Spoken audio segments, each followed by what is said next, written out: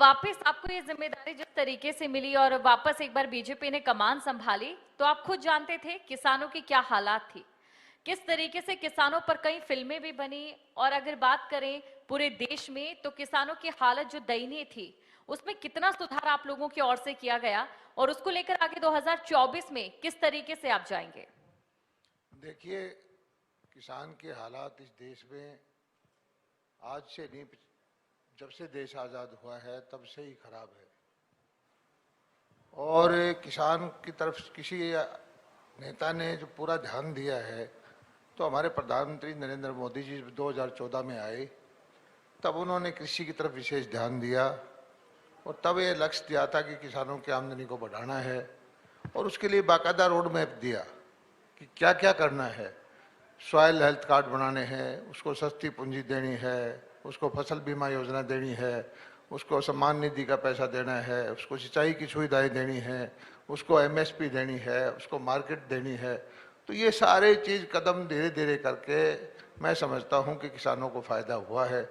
ये नहीं कहता कि मैं कई सारे किसान समृद्ध हो गए हैं, लेकिन एक रास्ता जो है, देश की समृद्धि का रास्ता देहात के थ्रू जाता है। देहात की समृद्धि, जब किसान समृद्ध होगा तो देहात समृद्ध होगा।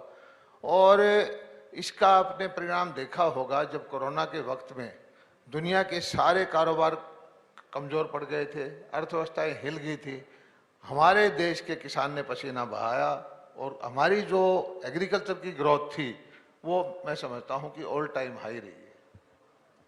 बिल्कुल सर, किसानों के लिए कई योजनाएं आप लेकर आए। पानी की समस्या अगर हरियाणा में थी, तो धान की खेती को किस तरीके से कम कर कर मिलेट्स की तरफ आया जाए, ये आप लोगों की ओर से शुरुआत की गई। इसका कितना फायदा हरियाणा को मिलता दिखाई दे रहा है? देखिए, हरियाणा के अंदर अपना पानी का कोई जल स्रोत नहीं है। ये सभी को पता है कि हमारे यहाँ भाखड़ा डैम से पानी आता है या बारिश के दिनों में जमुना से पानी आता है। और हमारा दक्षिण हरियाणा में हमेशा ही पानी की कमी रहती है। तो हमारे मुख्यमंत्री जी का विशेष कर इस तरफ ध्यान रहा है कि पानी को कैसे भी जैसे तैसे करके बचाया जाए, और उसके लिए उन्होंने बहुत सारी योजनाएं लेके आई। पहली बात तो उन्होंने कहा कि हमारा जो क्षेत्र है उत्तर हरियाणा का, करनाल, कुरुक्षेत्र, तरावड़ी का धान का इलाका है, इसको धान कम किया जाए। अगर धान बोना भी है तो उसको डीएसआर विधि से बोया जाए। उसके लिए हमने सब्सिडी दी कि 4,000 रुपये अगर आप डीएसआर से बोएंगे तो 4,000 देंगे। धान छोड़ के आप दूसरी फसल बोएंगे, मेरा पानी मेरा विरासत के नाम से योजना लेके आए, 7,000 रुपये आपको उसमें देंगे। और अटल भूजल योजना हमने बनाई। पानी रिचार्जिंग के लिए हमने हजारों ट्यूबवेल, बोरवेल करवाए। माइक्रो इरिगेशन पे हमारे मुख्यमंत्री जी का विशेष ध्यान रहा है कि पानी जो है, हमने समझाया किसानों को कि भी खेत को फ्लडिंग करने के बजाय तब इजराइल वाली टपका विधि है, उससे अगर हम सिंचाई करेंगे तो थोड़े पानी से ज़्यादा खेती हो सकती है। तो 85% तक हमने सब्सिडी दी उस पर, ड्रिप इरिगेशन पे, स्प्रिंकलर पर दी, मिनी स्प्रिंकलर पर दी। हमने पौंड अथॉरिटी बनाई। किसी ज़माने के अंदर तालाब गांव के अंदर भरे रहते थे, साफ़ सुथरा पानी होता था और वो पानी रिचार्जिंग भी होता था। तो पौंड अथॉरिटी बना करके नया हमने बहुत सारे तालाबों को नवीनीकरण किया। और इसके अलावा भी हमने नई एक स्कीम लेके आए कि जो किसान अपने खेत के अंदर छोटा सा एक कोने में तालाब बना करके सोलर लाइट लगा करके सिंचाई जो करेगा स्प्रिंकलर से, उसके लिए भी हमने सब्सिडी दी है। हमारा पूरा ध्यान रहा है कि जो हमारे पास उपलब्ध पानी है उससे ज़्यादा किसानों को फायदा कैसे हो, और किसान इस चीज़ का फायदा उठा रहे हैं। मैं समझता हूं कि जितना बजट सिंचाई का इस हमारे हरियाणा सरकार के वक्त में मुख्यमंत्री मनोहर लाल जी ने बढ़ाया है, इतना पहले कभी नहीं बढ़ा। बिजली पे विशेष ध्यान दिया है, पानी पे विशेष ध्यान दिया है, मंडियों की व्यवस्था सुधारी है, किसानों को तरह तरह की हमने सब्सिडी दी है, छूट दी है, और उसी का फायदा है, किसान को इसका फायदा हुआ है। बिल्कुल, और इसका फायदा 6 लाख किसान, जो कि बिजली की आपने बात की, वो उपभोक्ता बनकर उठा रहे हैं, क्योंकि 24 घंटे बिजली जो है अब हरियाणा में मिल रही है। सर, इसी के साथ देखिए, क्योंकि आप लोग लगातार जिस तरीके से आपने कहा कि तालाबों के नवीनीकरण का काम किया जा रहा है, सौंदर्यीकरण का काम किया जा रहा है, यही वजह है कि देश में जहां पर सबसे तेजी से तालाबों का जीर्णोद्धार हुआ है, वो नंबर 1 हरियाणा बना है। निश्चित तौर पर अलग विभाग बढ़ा करके हमने पौंड अथॉरिटी का बना करके अब इसमें हजारों की संख्या में हमने तालाब अलग बनाए हैं। और पानी बचाने के लिए तो मुख्यमंत्री जी ने एक अलग योजना भी लेके आए कि हमारा जो सीवेज का पानी था, सारे एसटीपी का पानी था, उसको भी रिसाइकल करके शहरों में तो पार्क में और में उसमें यूज कर लेते हैं। जो बड़े बड़े जहाँ पानी उपलब्ध है उसको नाली में ले जा करके 1000 एकड़, 2000 एकड़, 4000 एकड़ में वहां पर उस पानी को सिंचाई के लिए भी प्रयोग में लेके आए। पानी की एक एक बूंद कैसे उपयोग में ली जाए, इस पर हमारी सरकार का पूरा ध्यान है और उपलब्ध पानी से हमने कोशिश की है कि ज़्यादा से ज़्यादा खेती हो पाए और किसानों की उपज बढ़े, और वो बढ़ भी रही है। इसका फायदा क्या आपको लगता है 2024 में बीजेपी को मिलेगा? देखिए, चुनाव और वोट तो एक सेकेंडरी चीज है। जब आप काम करते हैं, जनता के भले के लिए काम करते हैं, तो भारत की जनता, हरियाणा की जनता बहुत समझदार है। जिस तरह से काम हमने किया है, पहले वाली सरकारों में होता क्या था, परिवारवादी पार्टी, परिवारवादी राजनीति, वोटों के ठेकेदार, बदली कराने वाले लोग, तब बाद नौकरी दिलवाने वाले लोग, या डेवलपमेंट के काम भी कुछ लोगों के कहने से होते थे।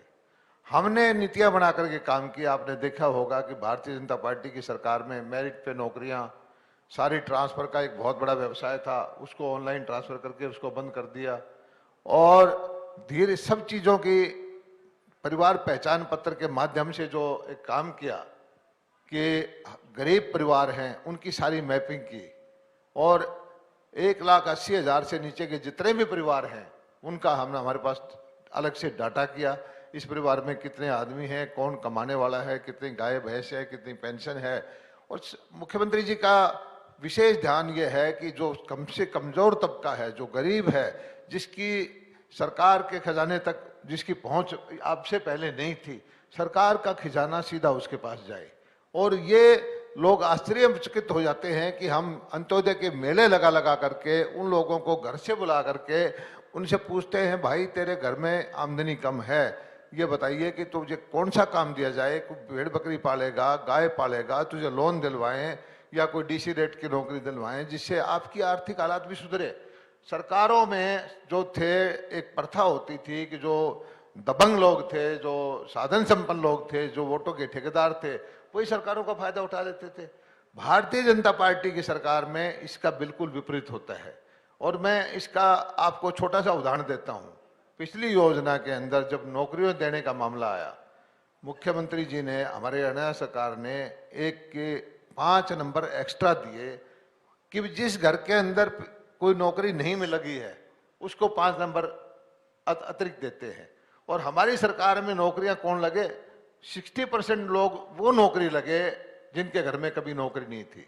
तो ये इसी से लगता है कि वो कौन से लोग थे, 60 साल के लोकतंत्र में उनको कोई पूछता नहीं था, उनका सरकारों का उनमें कोई हिस्सेदारी उनकी होती नहीं थी, बैंक के अंदर उनकी कोई हिस्सेदारी होती नहीं थी, लोन उनको कोई मिलता नहीं था। तो उन लोगों के लिए जो हमारी सरकार ने काम किया है, वो लोग हल्ला करने वाले नहीं हैं, वो लोग रैलियों में हाय तो करने वाले नहीं हैं, वो लोग अपना काम करते हैं। लेकिन उन लोगों को भी पता है कि उनके बटन दबाने से सरकारें बनती हैं। और इसीलिए परिणाम जब हमारा आता है, चाहे वो लोकसभा का चुनाव हो, चाहे विधानसभा का चुनाव हो, जो हमारे विपक्षी पार्टी हैं वो तब क्या करते हैं, मशीनों के ऊपर शक करते हैं। उनको ये सोचना चाहिए मशीनों में गड़बड़ नहीं है, आपके जो भूतकाल में जो आपने काम किए, आपने इन गरीबों को इग्नोर किया। आज गरीब का वोट सीधा मोदी जी को, भारतीय जनता पार्टी को, मनोहर लाल जी को जाता है। सर, एक और चीज, जिस तरीके से आपने बताया कि लगातार अंत्योदय के तहत काम किया जा रहा है, सीएम मनोहर लाल खुद ये बात कहते हैं कि अंत्योदय के तहत काम किया जा रहा है। अंत्योदय के तहत काम तो किया जा रहा है, इसके साथ साथ आप लोग डिजिटलाइजेशन से भी लोगों को जोड़ रहे हैं और आधुनिकता इस समय की मांग भी नजर आ रही है। लेकिन अगर बात करें किसानों की, तो एक ग्रामीण परिवेश और जरूरत है कि उनको डिजिटलाइजेशन से जोड़ा जाए।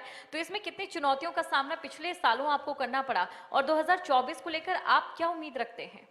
देखिए, हमारे आजकल मैं देखता हूँ विपक्षी भाई हैं, वो हर चीज़ में एक ही चीज कहते हैं कि ये पोर्टल की सरकार है, पोर्टल हम हटा देंगे, पोर्टल ही कर देंगे।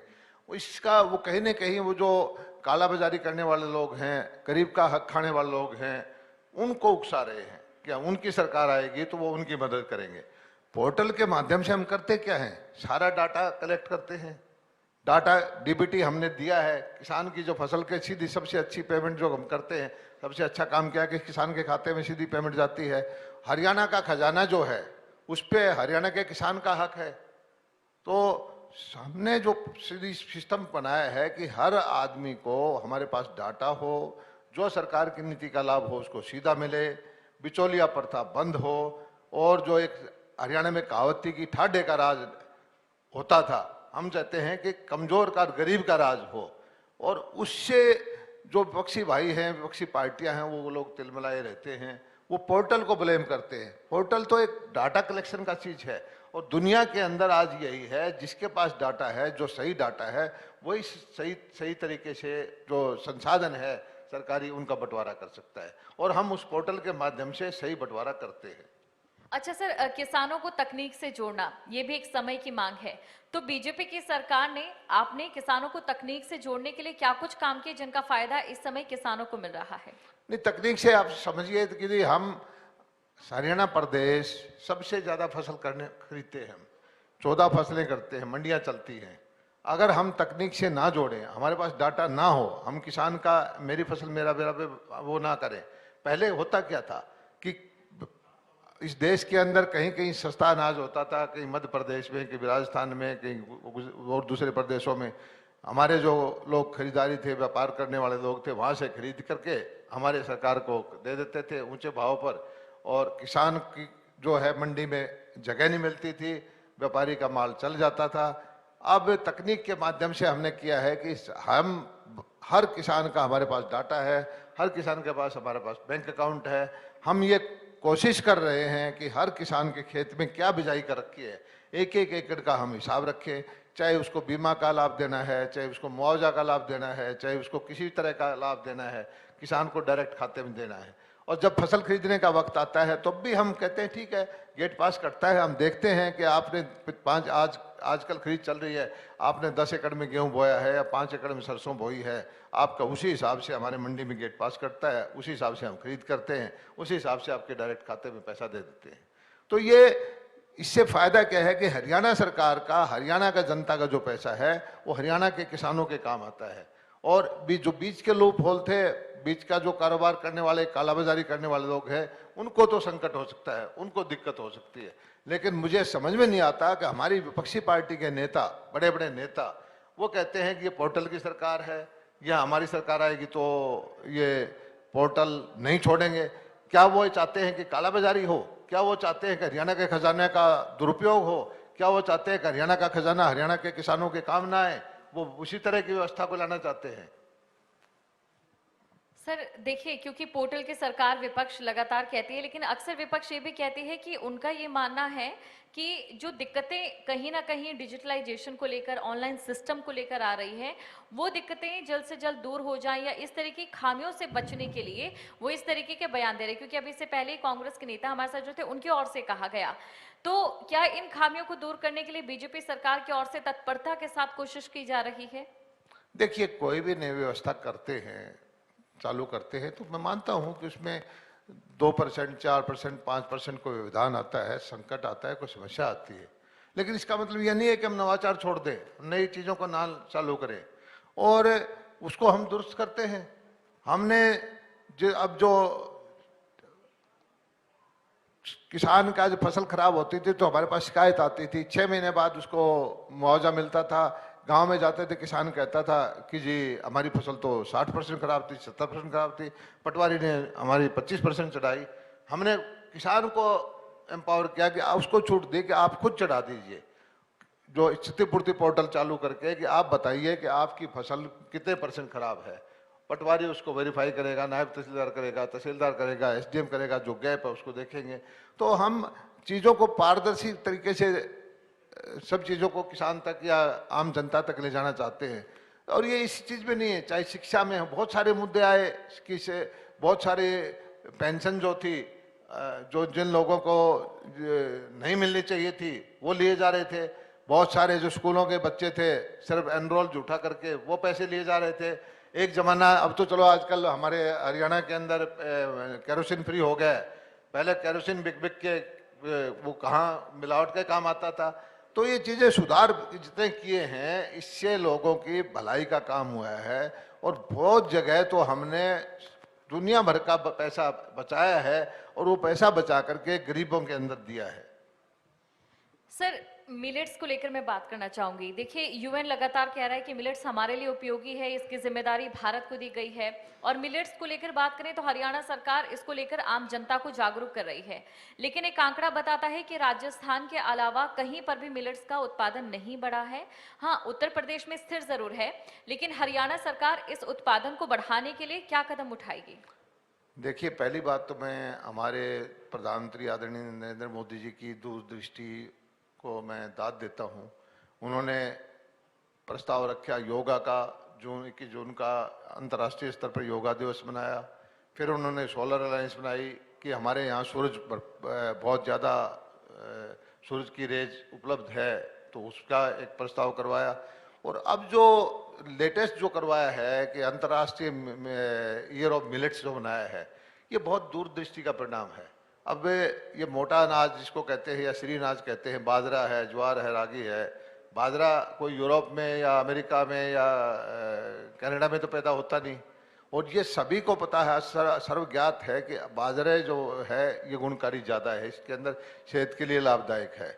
और आप एक चीज़ को देखिए कि जब हमारी सरकार आई थी 2014 के अंदर, बाजरे का भाव 800-900 रुपये था। मुझे याद है, मैं तो बाजरा खाने वाला इलाके का हूँ। और गेहूं का भाव उससे डबल था। अब धीरे धीरे करके आज जो बाजरे का एमएसपी है गेहूं से ऊपर है, बाजरा उससे ऊपर है। और जिस ढंग से मोदी जी ने बाजरे का सारी दुनिया के अंदर प्रचार प्रसार किया है, हमने भी विधानसभा के अंदर मिलेट्स के केक, बिस्कुट और लोगों को मिलेट्स का भोज दिया, पार्लियामेंट में मिलेट्स का भोज दिया। अब G20 के राष्ट्राध्यक्ष आ रहे हैं, इनको सारे मिलेट्स का प्रचार प्रसार कर रहे हैं। तो इससे क्या होगा कि चाहे राजस्थान हो या गुजरात हो या दक्षिण हरियाणा के हमारे जिले हैं, रेवाड़ी है, भिवानी है, हिसार, सरसा, फतेहाबाद, यहाँ के किसान हैं, इन बाजरा उगाने वाले किसान हैं, इनको जबरदस्त फायदा होगा। और मैं ये समझता हूँ कि बाजरा अब हमेशा ही गेहूं से महंगा रहेगा। सर, रोजगार को लेकर बीजेपी की ओर से कई कोशिशें की गई, लेकिन जिस तरीके से भारत की अगर बात करें तो सिर्फ 28% सरकारी जो रोजगार है वो उपलब्ध करवाया जा सकता है। अब ऐसे में बीजेपी लगातार ये कह रही है कि हम स्वरोजगार के जरिए लोगों को सक्षम बनाएंगे, हम इसके साथ ही कुछ ऐसे लोगों को सक्षम बनाएंगे जो आगे भी रोजगार दें। ये सोच काफी अच्छी है, लेकिन इसको धरातल पर उतारने के लिए क्या आपको मुश्किलों का सामना भी करना पड़ता है? देखिए, अगर आपका इरादा पक्का है तो हर चीज संभव है। मैं आपको छोटी सी बात बताना चाहता हूँ, मेरे विभाग से जुड़ी हुई है। मेरे पास ये मछली पालन का विभाग भी है। किसी को ये बताएं कि हरियाणा में मछली पैदा हो, क्योंकि हमारी तो लैंड लॉक्ड स्टेट है, ना कोई बड़ी लेक है ना कोई समुंदर है। हम भी यहाँ 2 लाख मीट्रिक टन मछली का उत्पादन करते हैं, जिसकी वैल्यू लगभग 4,000 करोड़ रुपए की होगी। और पिछले 1-1.5 साल से मैंने ध्यान दिया, स्टडी किया और किसानों को प्रेरित भी किया। जो खारे पानी की हमारी जमीन है उसके अंदर जो समुद्र के अंदर झींगा उत्पादन होता है, कर्नाटका में, आंध्रा में, तमिलनाडु में, वो यहाँ पर पैदा हो सकता है। और 1-1.5 साल के अंदर हमने 1,000 फार्मर को तैयार किया। 1,000 फार्मर ने, खासकर सरसा जिले में सबसे ज़्यादा है। और 2.5 एकड़ के अंदर उन्होंने 18-20 लाख रुपए की लागत है। 50-60%, 40% और 60% हम सब्सिडी देते हैं। किसान के 2.5 एकड़ में 9-10 लाख रुपए लगते हैं। और ज़्यादातर किसान का मैंने देखा है कि 8 टन, 9 टन, 10 टन झींगा का उत्पादन 6 महीने में किया। और उसने 35 से लेकर 50 लाख रुपए तक का झींगा बेचा है। 10 लाख रुपए घर से लगा करके 6 महीने के अंदर आप 35-40 लाख रुपए का सेल कर लेते हो। मैं समझता हूं कि दुनिया का कोई भी इतना तेज गति से बढ़ने वाला कारोबार नहीं है। इस साल इससे डबल काम हो जाएगा।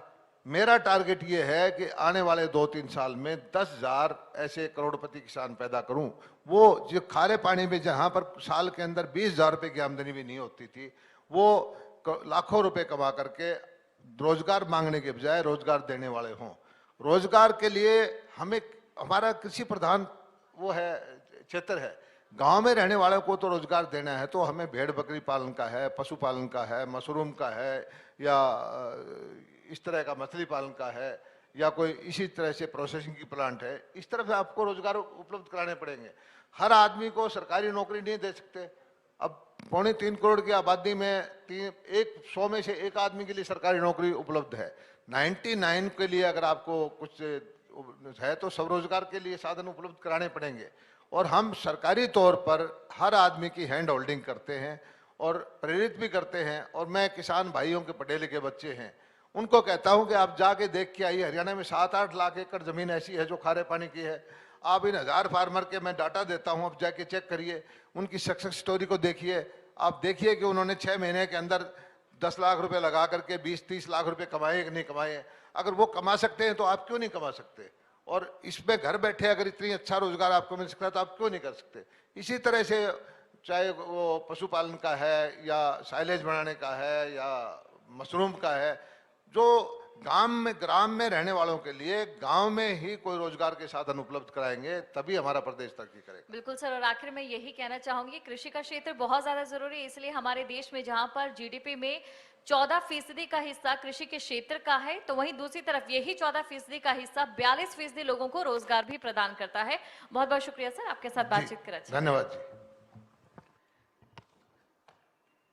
बहुत बहुत शुक्रिया आपका जेपी दलाल साहब, आप तशरीफ लाए खबर अभी तक के इस खास प्रोग्राम में। आपसे गुजारिश है कि थोड़ी देर स्टेज पर ही रुकें और खबर अभी तक के एमडी विशाल गर्ग साहब मोमेंटो से नवाजते हुए ये सम्मान है खबर अभी तक की तरफ से आपके लिए। बहुत शुक्रिया आपका दलाल साहब यहाँ तशरीफ लाने के लिए।